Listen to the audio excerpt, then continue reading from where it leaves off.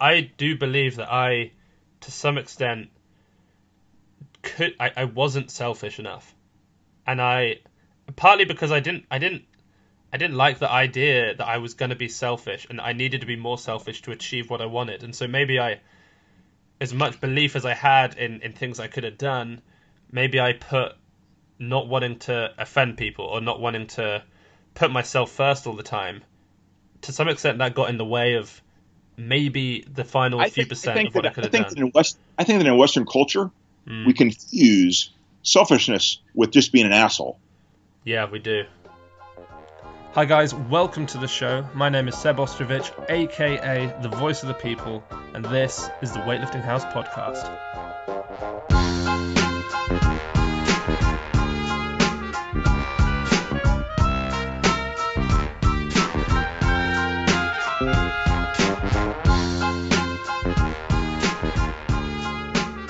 Hello and welcome to this week's episode of the Weightlifting House podcast with your host Seb Ostrovich, the Voice of the People, joined of course by the People's Coach, Glenn Pendley. Glenn, how's it going?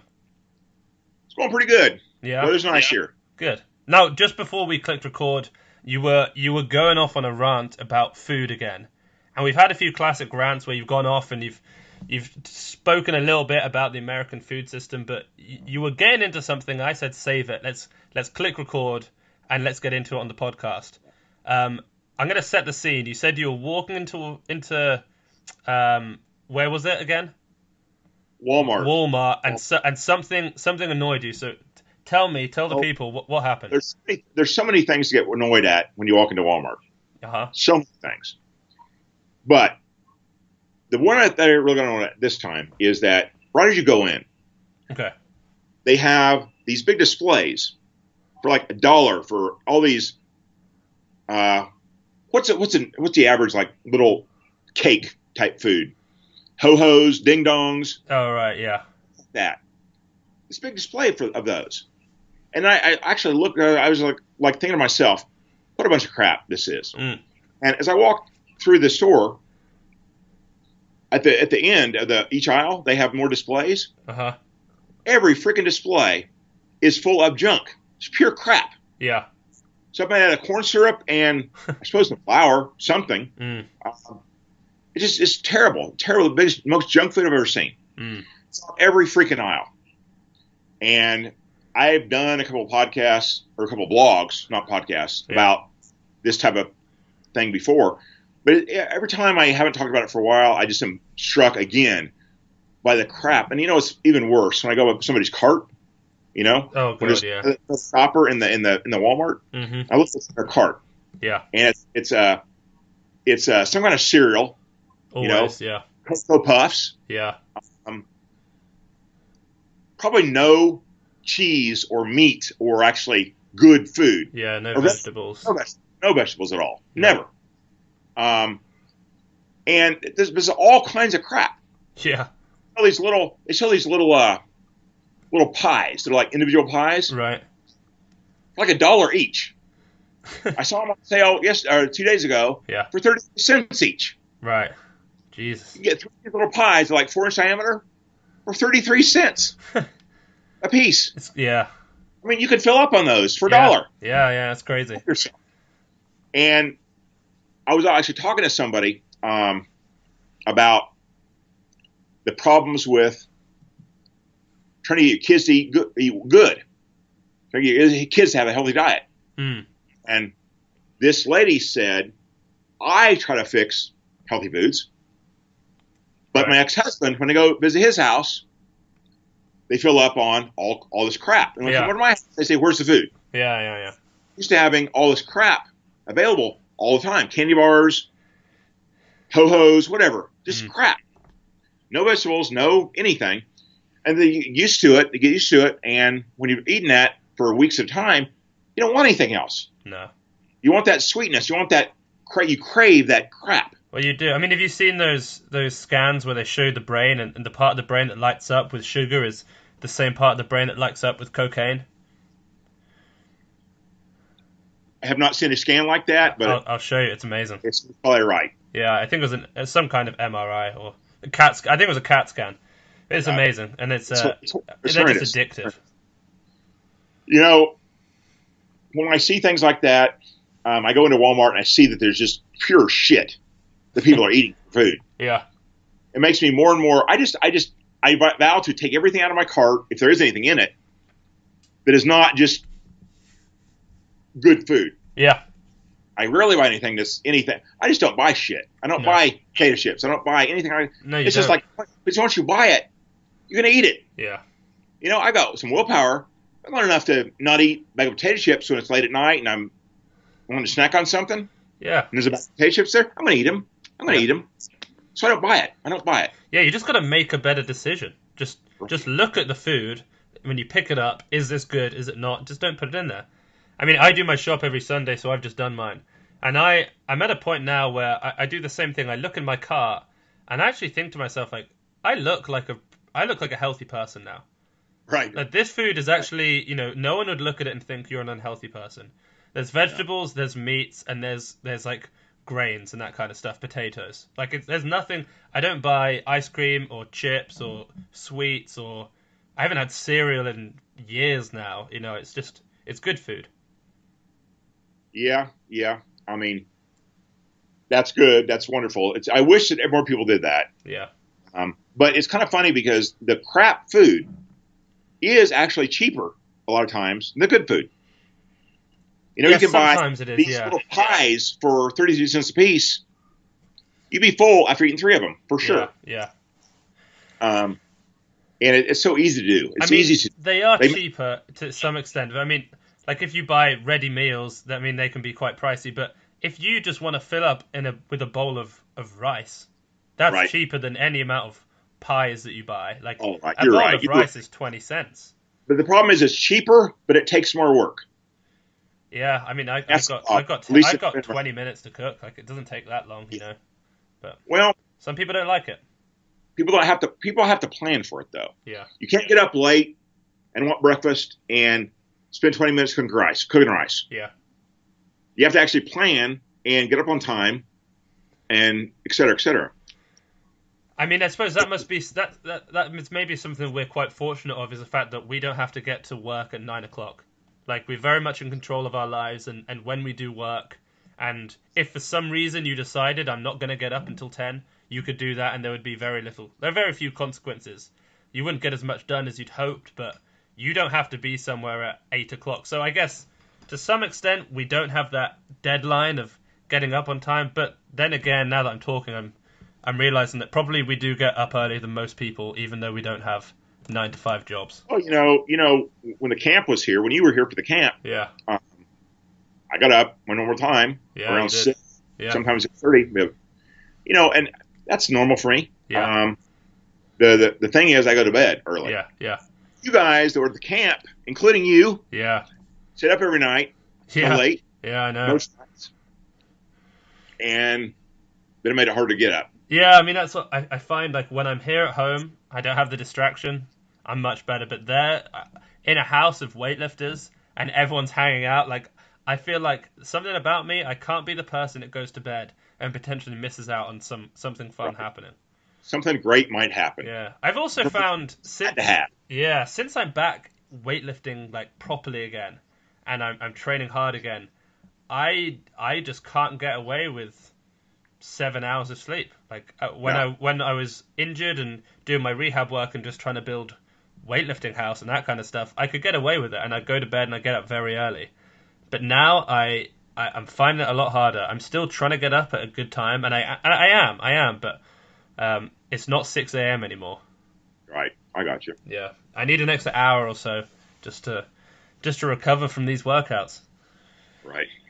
Yeah. So how have you been doing on the workouts? I've actually been very pleased with where I'm at. You're gonna make your 130. Was it the 130 double that we're gonna try? 130 clean jerk. Yeah, that's the plan. Yeah, I know that I've never done that before. I think that'll be my first real PR since coming back. So that's kind of nice. It'll be definitely nice if you beat Jordan. Well, I don't think I'm going to beat Jordan. I mean, Jordan's going to go ahead. Perry was the guy who hit what I did. Wrong person. Yeah, he did 125 for 2+1, and I did 125 for 2+1. So I'll do 130 next week, and I'm very confident that I'll make it. I felt, I did that 125 on my final set, and that was the day after all this front squats. 8 sets of 3 killed me, so right. I'll feel a little fresher this week. So I feel confident that I'm going to make that. I might even put 131 on the bar just because I expect that he's going to do 130. Here's the thing. You just gave away the store here. Yeah. Because I said 131. Yeah. Said that, you could have gone 131 and beaten him. But he's going to listen to this. Yeah. Listen to this. Well, I wanted people listening to think that I was smart. So I sacrificed the potential win just to look. So now you have to go 132 to assure your win. But now that you've said that, we know where I'm going to have to now go. But I'm not going to say it because it's just going to get ridiculous, and I'm going to end up trying an all-time PR for a 2+1. Right. So, but yeah, I mean, I'm going to throw something on the bar that I didn't know that I was capable of, and I'm just going to give it a go. But wait. Okay. You yeah are gonna put this up. Yeah. Monday. Actually, no, you're right. Now that I think about it, we've got one episode in the bag every week, so this will go up next Monday. So actually, I'm going to get this done before Perry sees it. Good. Yeah, I'll be okay. Yeah.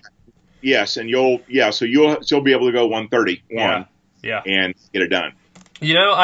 What's quite nice is that when I was at the Pendlay camp, that was me kind of coming back, and I wasn't able to clean and jerk even 130 at that camp. I'd cleaned it a few times. I couldn't clean and jerk 130. Then last week, I tried 130, and it was just so easy, I couldn't believe it. And so if I can now clean jerk it, I just think that's amazing progress for 5 weeks back. It's basically going from a 125 at a push to 130 clean jerk, and I'm sure I'll be back at 140 plus within another month-ish from now. So I'm excited. I'm pleased with how it's all going. Well, haven't there been a lot of people griping on the Pendlay WOD? Yeah. People are. It's funny though. It's one of those things where people are tired, but then people are. I mean, did you see? I'm blanking his name now. He was tired, and then he just snatched 120 for a PR. Yeah. He got a double PR. People are hitting PRs everywhere, but like you say, it's up and down. But they're still griping. Constant. Yeah, for sure. Well, I mean, if you're hurting or tired, of course you're going to gripe. It's human nature. Yeah. And so if you're griping and so tired you're bitching about it, but you're making a PR, that's great. That's wonderful. Yeah. Because I think this week you've obviously seen it. Yeah. It's considerably easier, I think. Considerably. Yeah, I think there's less volume by far. But I think we talked about this in one of the first podcasts for Weightlifting House, where most 8-week training cycles, somewhere in them will have a 90% for a double. That's the week. Yeah. We'll just look at. Yeah. This next week on Monday is 90% for a double. Yeah. And then on later during the week, most people, because there's 3 programs on Pendlay WOD. Some people will all be on Friday. Some people will be one on Wednesday, one on Friday. Some people will be one Thursday, one on Friday. So, but somewhere later in the week, people are going to have a chance to go up as high as they can. Exactly, yeah. Or for a clean double. Yeah, hit some PRs. Clean double. Yeah. Hopefully, people will make a PR on their 90% double. Yeah. I love to get 90% for a double. Mm-hmm. We'll go back to singles. Have the chance to do that on Monday, and then try to PR double some other time later during the week. Yeah. So I think because obviously the week after that, it's all going to be singles and be starting to taper to try for a max single. Yeah. But this week number 6 I feel like is always usually trying for your best double. Yeah. And I think that this next week, with the way people have been looking, like, Bo, for instance. It is good, yeah. Did a 120 snatch and 157 clean and jerk. Yeah, doubles, yeah. Yeah, but he did it so easily Yeah. I'm actually pretty confident he can go more than 125. Well, I was thinking that. I mean, Bo's best clean and jerk is 170. He did Right. 157 for a 2+1 on his final set, and the jerk was astonishingly easy when you compare it to how he looked at the camp. So I Right. am convinced he can go over 160 for a 2+1, maybe even 65. Right. And then who knows what he's going to hit on his 2RM clean. I'm excited to see how the team does this Yeah. week.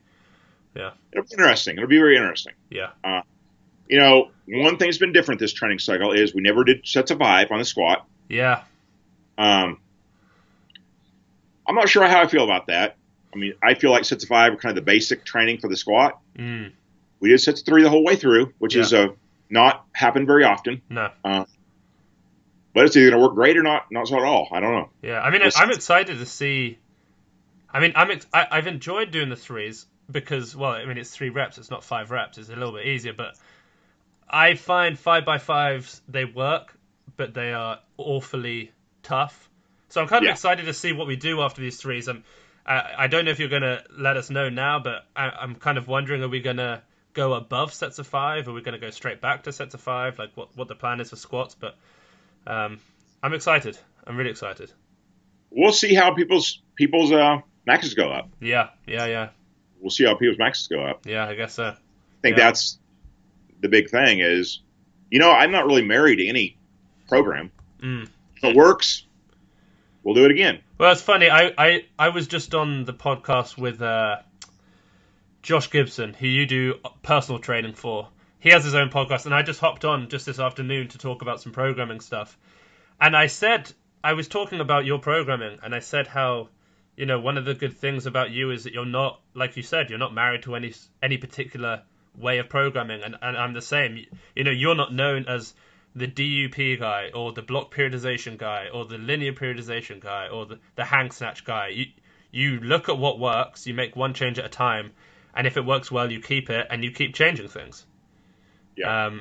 And I also explained, because I think Josh was asking about percentages in the squat, and I said one of the things you've got to appreciate is that when Glenn is coaching for a group of people, where there's more than one person, like we've said in this podcast, you can't pick 80% for everyone to do 5 sets of 5. For some people, that's a walk in the park. For others, it's not. But if you go off as percentages of rep maxes, then everything becomes far more relative, and we're all doing the same type of work. Yeah, I love it. I'm looking forward to it, and I just like the fact that I'm not in control of my programming at the moment. I've done it before, and it becomes too stressful. And I like the fact that I just put it, you do it, and I just trust what you're doing, and I don't have any qualms with it, and I'm not worried to change it. I just do what I'm given. Right. Yeah. Well, that's great. That's wonderful. Yeah. I think that I'm not probably going to change my whole outlook based on this training cycle. No. So I don't think that 3s are going to replace 5s, in my opinion. Yeah. Because I've had 20 years of experience with 5s. But it's been a nice change for me also. To watch the people with the lifts, and it's like, you know what? As long as you do more sets, 3s aren't that different than 5s. 8 sets of 3 and 5 sets of 5 has about the same volume. Yeah. And so, exactly. Not really changing all that much. No. Not changing all that much. Yeah, I must say the 8 sets of 3 yesterday were. I mean, that's probably the hardest squat workout so far this program. Right. That was rough. I'm finding the front squats a little bit easier, but I mean, I love hard squat workouts. Really, they're tough at the time, but there's no better feeling afterwards. No. Should we? We can always debate about how deadlift carries over, or even how pulls carry over. Yeah. But squats, you don't really debate about that. No. They carry over. No doubt. So it's one thing you can do. Your shot gets stronger, you're better. It's just it's a matter of fact, I guess. Yeah, that's true. Should we get into at least one of our several topics that we want to get into for the podcast?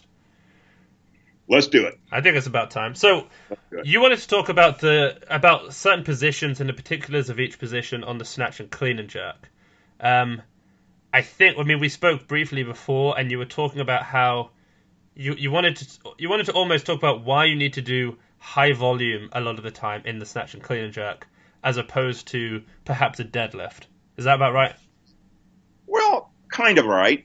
I think what I meant by that was, if you are, let's say, a power lifter trying to increase your deadlift, Yeah. you can base all your training off of your deadlift max, which is a very, very heavy, stressful movement. And you're very likely to be able to transmit enough stress to your muscles to cause growth in strength and in muscle size. Excuse me. The problem with weightlifting is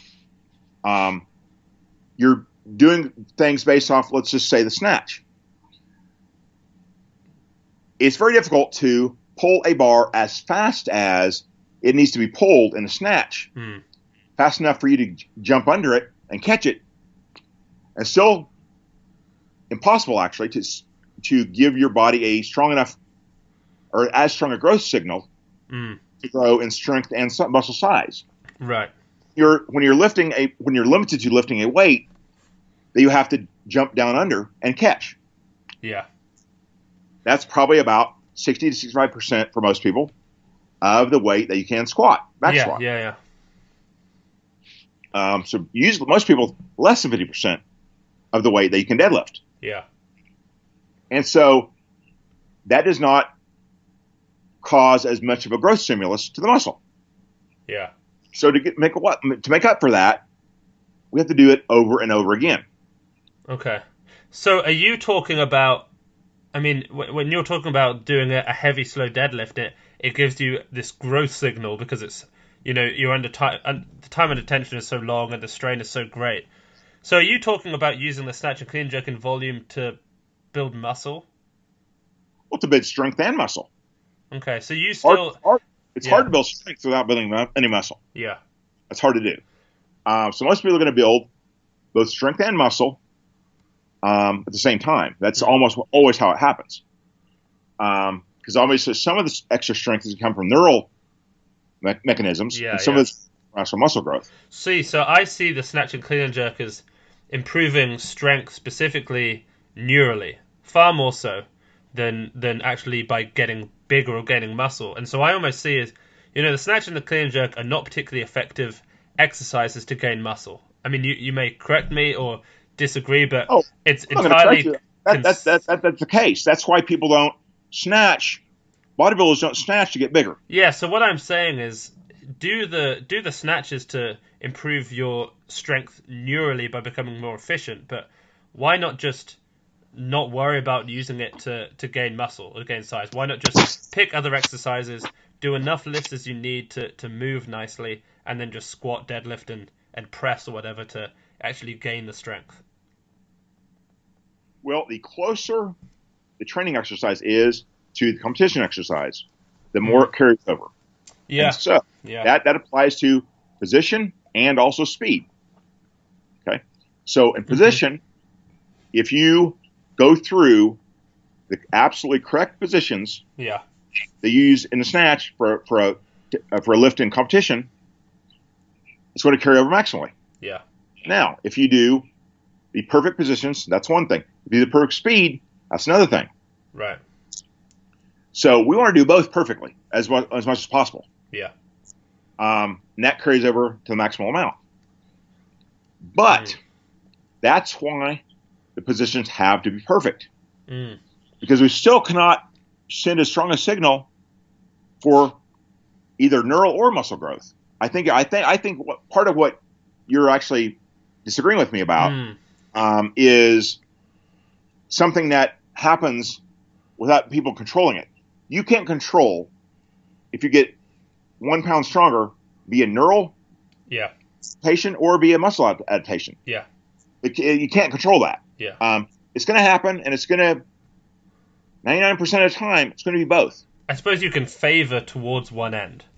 Yeah. If you do singles or sets of 10, mostly heavy singles, it's going to be more tilted towards the neural adaptation. If you do mostly sets of 5 on snatches, it's going to be more towards muscle adaptation. Yeah. But no one does sets 5 for long. No. We do it for a week or two at most. Yeah. And then we're back to doubles and singles. Yeah. And so the adaptation is always going to be mostly neural over a training cycle, mostly. Yeah. But Now, whether it's neural or muscle, it's going to be more perfect.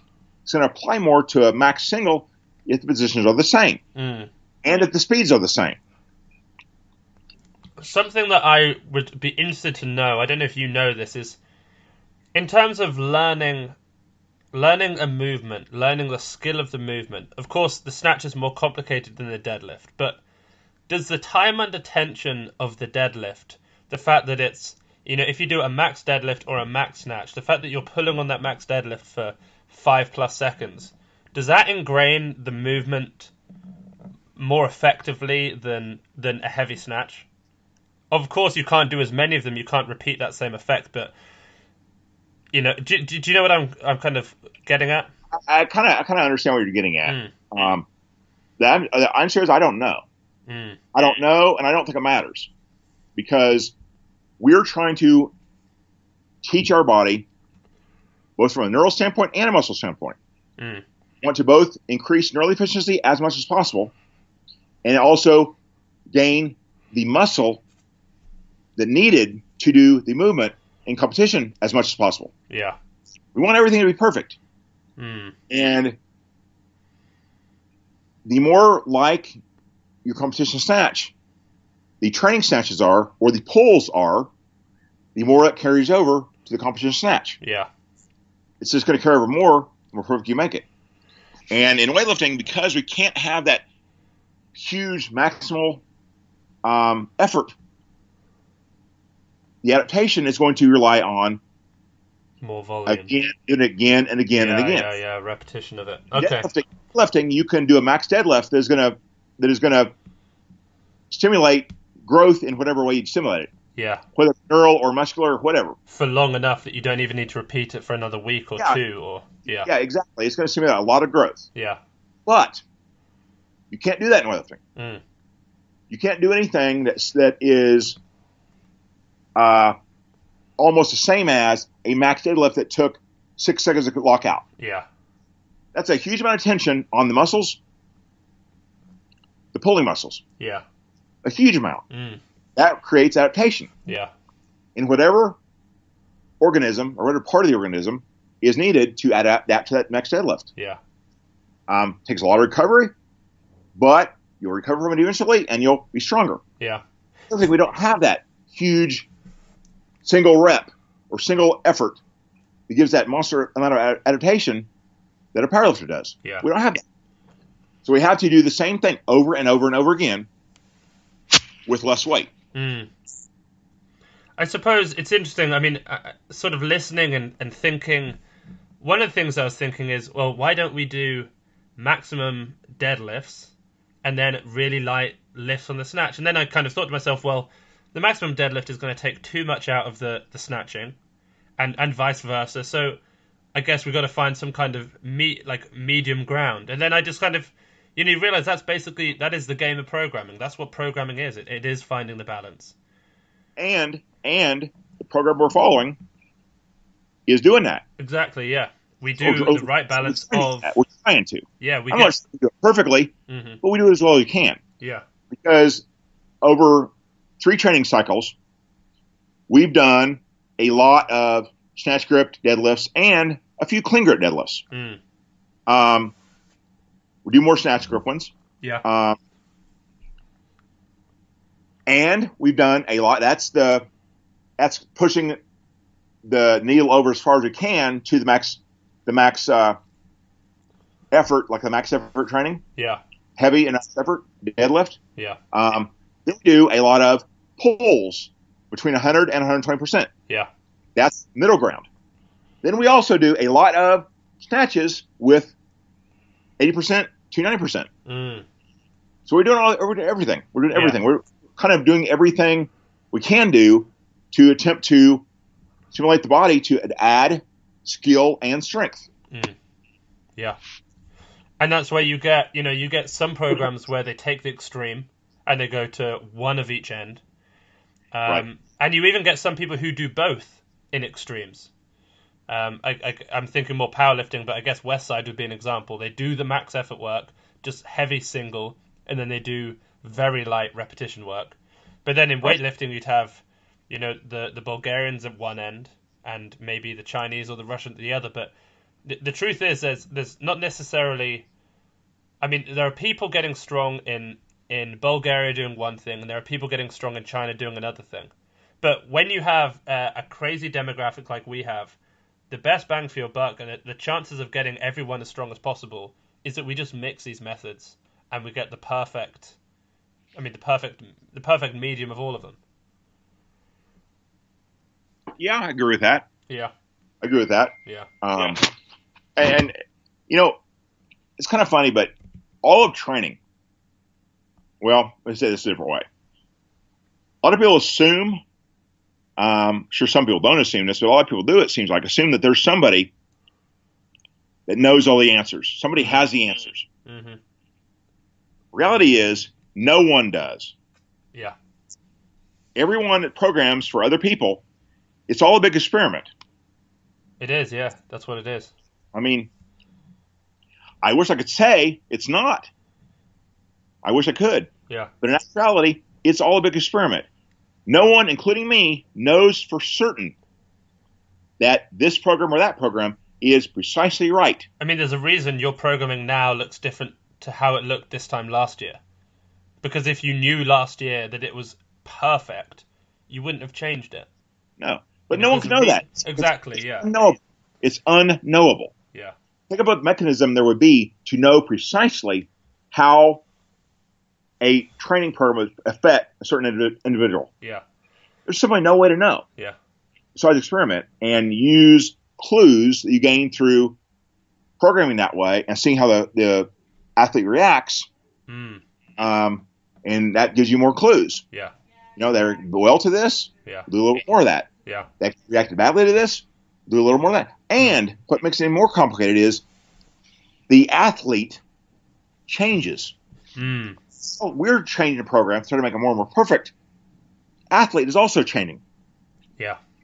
Is, say, Jordan going to react exactly the same as he would have reacted the first month he was on a Pendlay WOD? No, he's not. Yeah. So we're all trying to hit a moving target. Yeah. From a moving target. Yeah. So it's like we're trying to shoot a deer while riding on a train. Yeah. The train's moving, bouncing up and down. The deer's running. Yet we're trying to connect the two. Connect the bullet to the deer from the train when we're both moving target. Both moving target. Things are changing. Yeah. It's a very different thing. Yeah. I'd be interested to know. So I was just on this podcast, like I said, the Philosophical Weightlifting podcast, and we were talking about programming. And I said, and I'd never really necessarily thought this, but I believe it now that I've aired it on his podcast. But I said that more important than any periodization you can find, or even necessarily volumes and intensities, I think almost the most important thing is. No, I was going to say is exercise selection. And so what I was saying to him was, if I have two women who I coach and I put them on the same program that's incredibly well thought out and periodized, I think they do better just almost scrapping that periodization if I just chose individually the exercises that they both need the most to work on. I think that's somewhat correct. But the problem is, again, it's a moving target. Because the correct exercise for woman A is going to change over time. Yeah. And so you're always trying to hit a moving target. Always. But I think, I think it's correct. I think it's largely correct. Yeah, I mean, what I was trying to say was, instead of worrying about doing 10s and 5s and 3s or doing some pendulum wave of programming or doing DUP or whatever you may think, I think just choosing the exercises that athlete needs should be almost the most important thing. Like, once you have those and you have the exercises that are going to fit and build up the issues that the athlete has, then you can add periodization, that kind of stuff, and that's almost secondary to, believing in the programming and choosing the correct exercises. Right. Yeah. I think that, now that you explained the whole concept to me, Yeah. I think that's probably pretty much right, pretty accurate. Yeah. Yeah. Except the one caveat I'd say is that the other thing accept that no athlete needs the exact same thing for their whole career. Yeah, very true. In a month, or 2 months, or 3 months, they might need completely different things. Yeah, which is almost why I'm saying it. It's almost like instead of worrying about that, just every time the athlete needs something new, think about what exercise will benefit them the most, rather than what period of phase of training you should be in.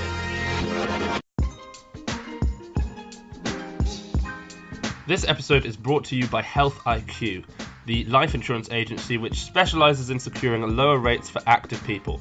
So essentially what these guys do, or more so what these guys believe in, is that more active, healthy people deserve lower health insurance. I guess it's kind of like good drivers getting a low car insurance than bad drivers.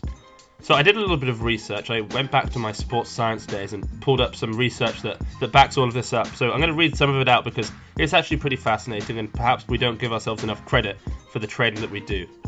So in 2016, it was found that adults who strength train at least twice a week, which I'm sure all of us do, we train 7 times a week, I'd imagine, have a 46% reduction in all-cause mortality compared to those who don't. So we're essentially 46% less likely to die by any means, which is pretty damn cool.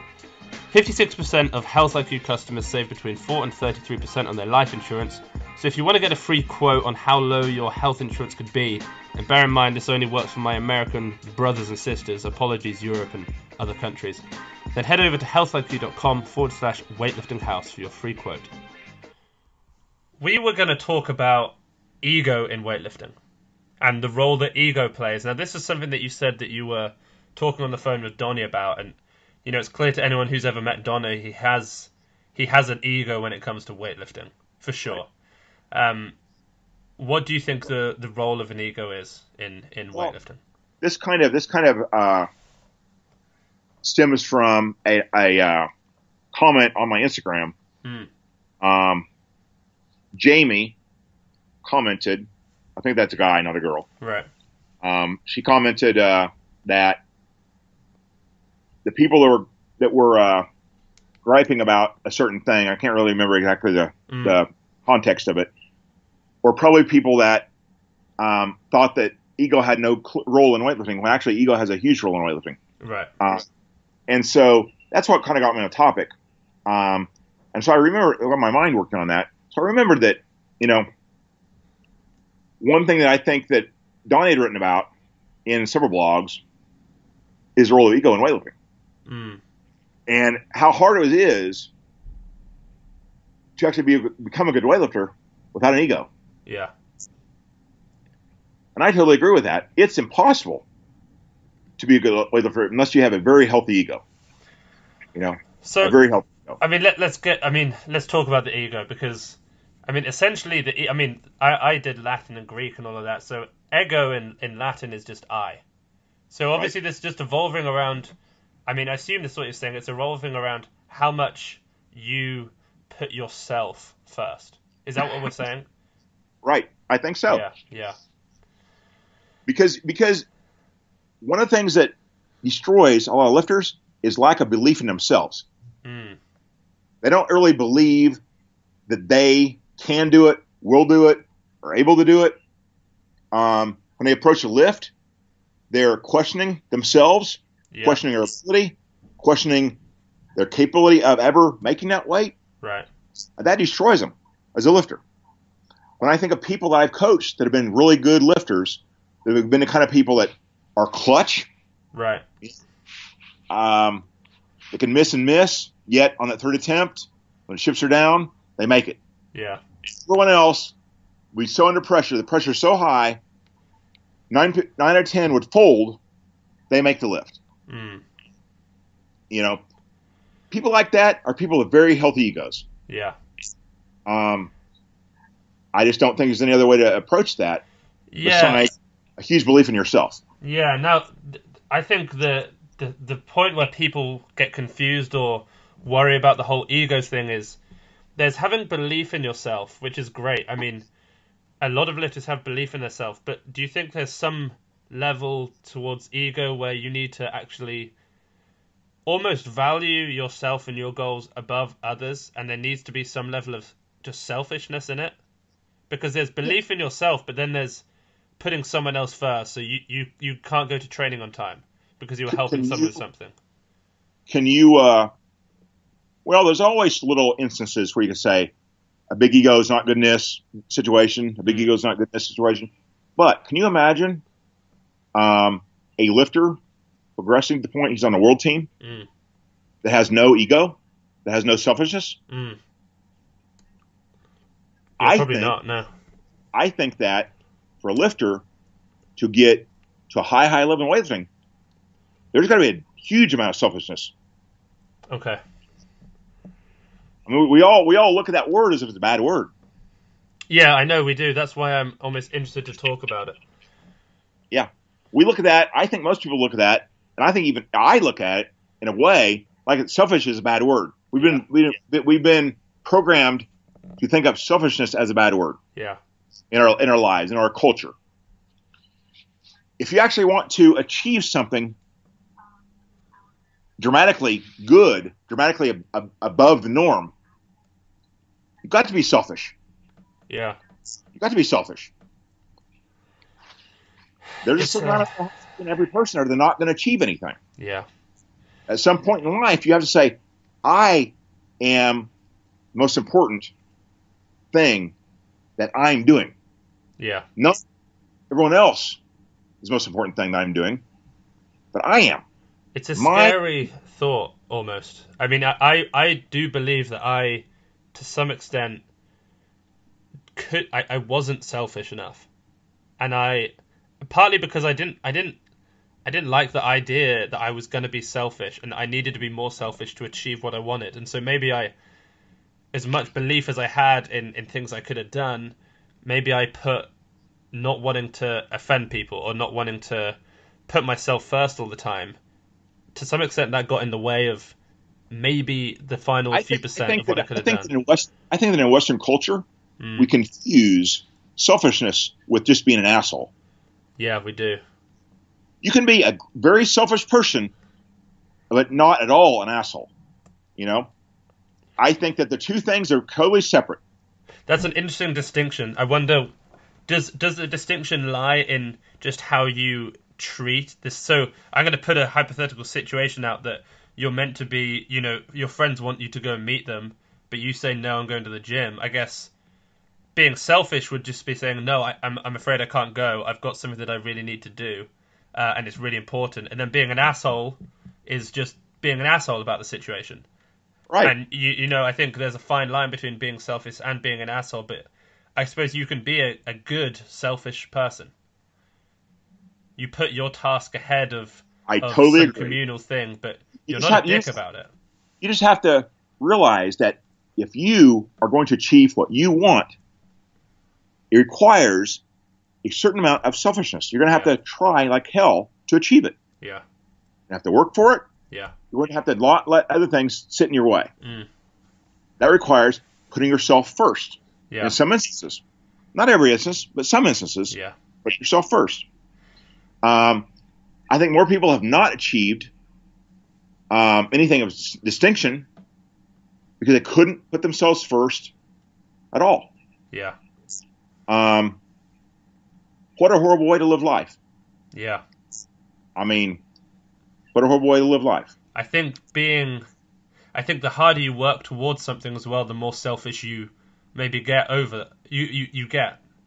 I think I had it at points when I was training, and now I feel it developing again with everything Weightlifting House. Right. Because I'm working hard towards it, I'm very happy to put it in front of going out and meeting with someone. And like you said, I'm not going to be a dick about it and say what I'm doing is more important than meeting you. I'll just say, I'm afraid I'm busy and this is something that I really want to do. You're not going to be a dick about it. Yeah. That's great. Yeah. But yeah, it is more important than meeting them. Yeah, it is. It is. It's just how you treat that's not like a social stigma about it. Yeah. It's got like a big social stigma. It shouldn't have, but it does. Yeah, why is that? Why is it a social stigma for me to say, I'm afraid me working on my business and achieving my thing means more to me than spending time with you. Because that's the truth. That's how I feel. I genuinely feel that way. But yeah, I don't feel like I can say that. This is one of the topics I really wish Donnie would have been able to come on this topic, because I gave Donnie all of Ayn Rand's books, The Fountainhead, Atlas Shrugged, and he's really big in Ayn Rand now, and I've discussed it with him many times. And one of the things that she talks about at length is the value of selfishness and how bad and how much evil in society selflessness does. Right, yeah. It's interesting because being selfless is heralded. People think it's an amazing thing. It's always held up to be something we should all aspire to. There's negatives with being selfless also. Yeah. In my opinion, probably more than for being selfish. I don't mind people being selfish. I understand it. Yeah. I can be that way myself. I understand it, though. If you want to achieve something of distinction above what everyone else does, want to set yourself apart by doing things no one else does, yeah, you're going to have to be a certain degree of selfishness. You can do that without being an asshole, and people that are reasonable people will understand. Yeah. Yeah. People that are reasonable will always not understand, obviously, but they're not reasonable, so who cares? But achieving anything in life that is difficult requires selfishness. Yeah. It just does. Yeah. And so for a lifter, that's a huge thing in weightlifting, I think, because weightlifting, probably more than any other sport, maybe besides wrestling or something like that, depends on a healthy ego. You can't walk up to a huge snatch that is a PR weight and make it without a certain amount of ego. Yeah, you've got to be thinking about yourself at that point. You have to have it. You have to have it. Yeah. I've never seen someone that is good at weightlifting without an ego. Yeah. You have to have an ego. I've just looked up the etymology of selfish to try and work out where the word has come from and maybe a little bit more about what it means rather than the connotations it has. And it's interesting, the synonyms that it include, synonyms of selfish are self-seeking. And that makes a bit more sense about what we're talking about. Being selfish is self-seeking rather than putting yourself above others. I mean, it is that as well, but it's almost spending time seeking out what you want. Yes. And putting that search for yourself, the self-seekingness, as a priority. And when you kind of switch the words around a little bit like that, they're synonyms, but yet they sound a little different. Yeah. Who could be react negatively to you seeking self? Exactly. Yeah.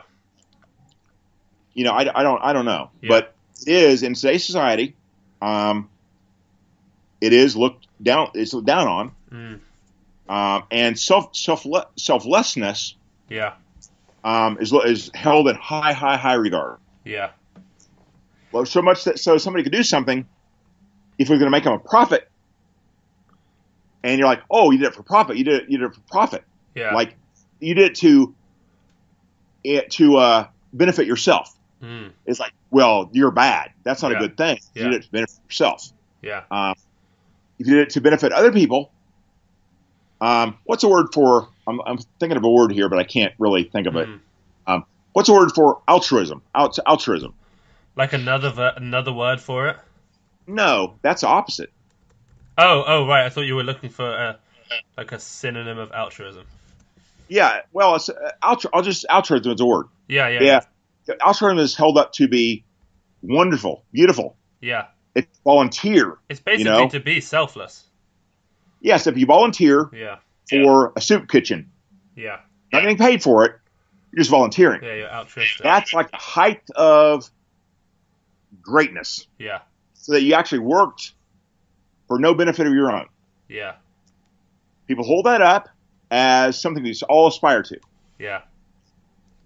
So I'm not against that at all. No. I'm not against it at all. I think most people could do with a little more altruism. Yeah.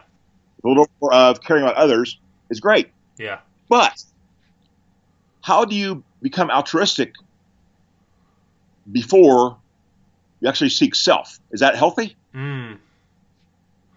So you're almost saying that you need to.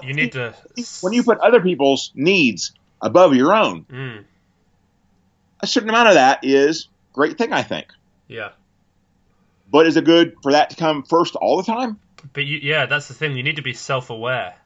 You need to have searched within yourself the self-seeking selfishness to almost know what it is you want, so that then it's almost being altruistic or selfless means more once you are selfish to some extent. Right. Once you know what it is that you want and that you value and that you want to put first, then doing these other things almost means more because you are choosing them. You're choosing to prioritize them at certain points. But how would society work when everyone, when just everyone would try to do everything for others? Yeah. I mean, think about that a little bit. Yeah. When you're all worried about what benefits other people and never worry about what benefits yourself. It's almost, is good. I mean, it's almost like a tough thing to talk about. But I think if you took it to that logical conclusion where we're all doing things for other people, it's almost like you have no self-respect and drive for yourself anymore. Exactly. It's like you don't have. There is no ego anymore. There is nothing. No, that's like you working your ass off for other people all the time. Yeah. How are you going to pay your rent? Yeah. Yeah. There's got to be a balance there. And then relying on others to do for you. Yes, I think exactly. there has to be some kind of mixture where we can all be aware that if you get a chocolate bar and your friend is hungry and you don't give it to him, you're a selfish asshole. And then similarly, there are times where being selfless is a really good thing. But generally, I suppose you're right, and I've never really considered it, that being selfish isn't necessarily a bad thing. And it's actually quite healthy. And similarly, being selfless, just because it's beneficial sometimes, doesn't mean that it's beneficial all the time. In fact, it's probably quite dangerous all the time. Well, there's nothing like being totally selfless to make yourself miserable. Mm. Are you going to be useful in the world if you're a miserable wreck? Yeah. Yourself? Yeah. How much good are you going to do for other people? How much good for the world? How much is the world going to benefit from you being a total wreck? Yeah. Not able to pay your rent or anything else. It's funny. Yeah, go on. Go on.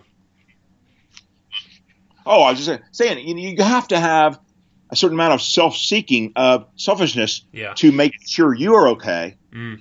And if there's anything left over and above that, you can go and benefit to other people. That's great. Yeah. I do think if someone is a millionaire and yet they don't donate $5 to the soup kitchen, if they're totally selfish, that's a bad thing. Yeah. You can't. It's not a bad thing if you work your ass off and get lucky and just make the right decisions, et cetera, and through all your own good work, your own good fortune, your own busting your butt. If that doesn't benefit you, why try for it? Yeah. If making a 200-kilo clean and jerk does not benefit you, make you happy in some way, so that's getting more back to what you're talking about, the weightlifting. Why even try for it? Yeah. Yeah. The whole goal of lifting is to lift more weight. If that is a big goal to you, it's going to make you happy. It might or might not benefit you financially. But all of us are in this sport because in some way, shape, or form, clean and jerking way more than we do now is going to make us happier. Yeah, it is. Yeah. We're seeking self. Yeah. We're self-seeking. Yeah. And it's funny that, and you have to dedicate just for your own happiness and even just to have some self-worth, you have to dedicate a certain amount of time to achieving things that are selfish that make you happy. And we will work our ass off to get our squat bigger. Yeah. To make ourselves happy. Yeah. And the problem is with a lot of people is they don't admit that. They don't admit that. You have to be honest with yourself and say, me clean and jerking another 20 kilos is me self-seeking, is me making myself happy, is me becoming a better person. Yeah. Is all tied up with that, making yourself better in some way. Yeah. And making yourself more happy in some way. Yeah. And the truth is, that is different. You know, trying to increase your clean and jerk by 20 kilos and wanting that to make yourself happier is different to wanting to buy a Rolex watch to make yourself happier. Because it actually is self-seeking. You are searching from within to be able to do it, and you're learning more about yourself, and you're developing yourself more. Yes. But someone just scrimps and saves and works overtime all the time because they want to buy a Rolex watch. Oh, go for it. Yeah, of course. That's fine. Absolutely, yes. Absolutely fine. You love Rolex watches. They're insanely expensive. Yeah. You know, and you want one so bad. Yeah. And so it's make you happy. You know, that's fine. Yeah. It's your money. Do it. Yeah. Do it. But, you know, I'd rather clean and jerk more. You know? Yeah. I'm different from you, but it's not in a bad way. Yeah. In a perfectly normal, natural, healthy way. Yeah. I'm different. I want to clean and jerk 20 kilos more. You want a Rolex. That's fine. We're going to go to our own separate corners, achieve our own separate dreams. Yeah. I mean, truthfully, I'd sell every single thing I own if it meant clean and jerking 200. Right. In a flash, I wouldn't even consider it. I wouldn't consider otherwise. But then again, if it meant I was just given the 200 kilo clean and jerk, I suppose actually I wouldn't. Because then I wouldn't have worked through it and I wouldn't enjoy it as much. But it's amazing how much you want some things. And also, while we're on the topic of looking at etymologies of different words, actually one of the synonyms for altruism is, you know, you've got the classic self-sacrifice, that kind of thing, but self-denial is a synonym for it. So actually not, you know, denying yourself, denying what it is that you want, denying the self-seeking selfishness. And, you know, self-denial is not a positive thing. No. I think that sometimes... What evil in the world comes from total altruism? Yeah. Self-denial? Yeah. In my opinion, that's a bad thing. Yeah. You know? If we're all working for ourselves, we're all kind of, in a way, equal. Your highest priority is Seb. Yeah. My highest priority is Glenn. Yeah. Now we also work together. Yeah. And since I'm not an asshole, and neither are you. Yeah. When our goals coincide. Yeah. Help each other. Exactly. That's all the better. Yeah. You know, that's all the better. Yeah. Because we're both nice guys. Mm-hmm. But at the same token, if you had to take a week off the podcast, you know, and let it die for a week or 2 weeks or 3 weeks, because you were trying to do something for yourself. For instance, you were trying to do some weird training program to try to clean and jerk 200 kilos. Yeah. You know, I'd say that kind of sucks. Yeah. Because I like doing that podcast, and podcast benefits me as much as you. Yeah. You know? But yet I think I'd understand it because what's more important to you is obviously clean and jerking more. Yeah. So it's as long as everyone understands the process and everyone is trying to achieve for themselves first, that seems to me like normal life. You know? Yeah. I have an ego. I have an ego. Our first priority is to ourselves. Yeah. What kind of a horrible person has their first priority not to themselves? Yeah. It's interesting. I mean, it's strange. I've never considered it, and I'm not sold 100% either way. But I don't even think that. I don't think it's good to be sold either way. I don't think you should think being selfish is completely right or selfish is completely right. But it's interesting that I'd never even considered that there was a balance to be had. I've just heard what people have said, and I've thought being selfless is always good and being selfish is always bad. But now that we talk about it, well, I think that if you were totally selfless, yeah, no ego, no self-seeking at all, I probably wouldn't like you. And also, I would have achieved nothing, which would have meant that I wouldn't have been able to help anyone with anything. Exactly. Why would I like help? You? Exactly. I can't help anyone if I haven't achieved anything. That's like if you have zero money. Yeah. How can you give someone else money? Yeah. I mean, one of the big things in society, obviously, because our society is built around money, exchange of value, exchange of, you know, time and value, I guess. Yeah. How would you give something to someone else to benefit them if you had nothing to start with? Yeah. It's like, You know? and it's an interesting example that I'm going to bring up, but you bring up someone like Bill Gates, who has spent more time trying to develop what he wanted, more than most people ever will, but he's also then benefited, partly through his products, but also partly for the billions of dollars that he's given away to charity. He's been able to benefit others more so because he invested the time. Bill and Melinda Gates Foundation is huge and has donated like more money than God. Yeah. But at the start, I would expect. I don't know Bill Gates at all. Obviously, I don't. No, yeah. I don't even use a Windows laptop. I have an Apple laptop. Yeah. But at the same time, I expect that Bill Gates was one of the most unreasonable assholes in the world. He'd have been the most single-track-minded person. Single-minded. Yeah. Unreasonable. Yeah. I probably wouldn't have liked him at all. Yeah. I definitely would have been friends in high school. Yeah. I mean, but great, now he's achieved a lot, and because he's achieved a lot, he's able to give that to other people. Yeah. Help other people. And on a smaller micro level, you pick someone like Donnie, who probably a lot of people would have thought was an asshole, but now has inspired and helped more people because of it.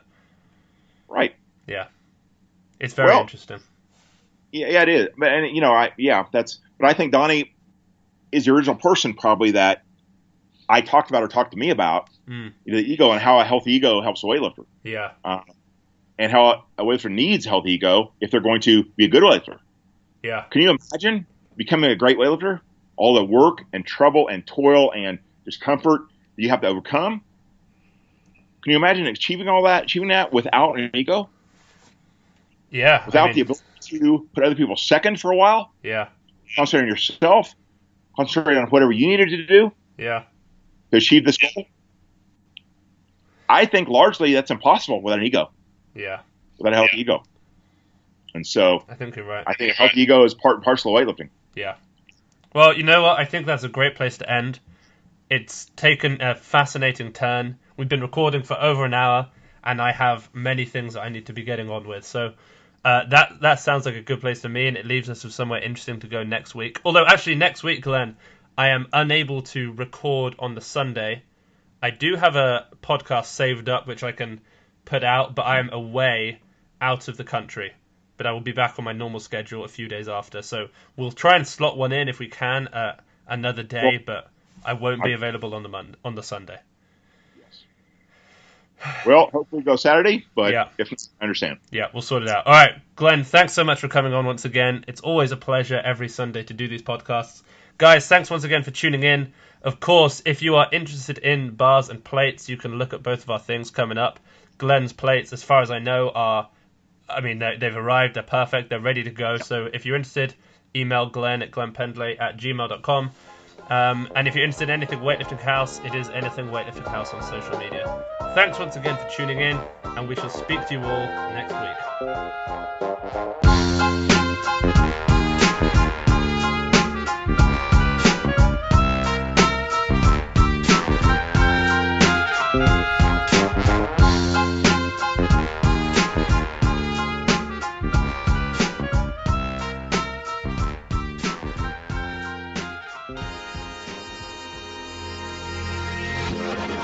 Hi guys, so I want to mention one more time, the Weightlifting House bars, the House Barbell, they are now in production, and so if you live in the USA or Europe, and that does include the UK, then these are going to be available for purchase by the end of April, maybe as late as early May, depending on a few things. So, in terms of pricing, if you live in Europe, you're looking at about £369 for a male bar, which is going to be about $339 for a female bar. In the USA, that translates to $469 for a male bar and $439 for a female bar. As I've said before, these barbells are 5 needle bearings per sleeve, the best you can get, IWF markings, and 210,000 PSI steel, which is the highest quality of steel that you can basically find anywhere in the world. I'm very excited to have these bars out. They're coming out soon, as I mentioned, so if you are interested, then drop me a message anywhere. Probably the easiest would be either on Instagram or email me, contact@weightliftinghouse.com.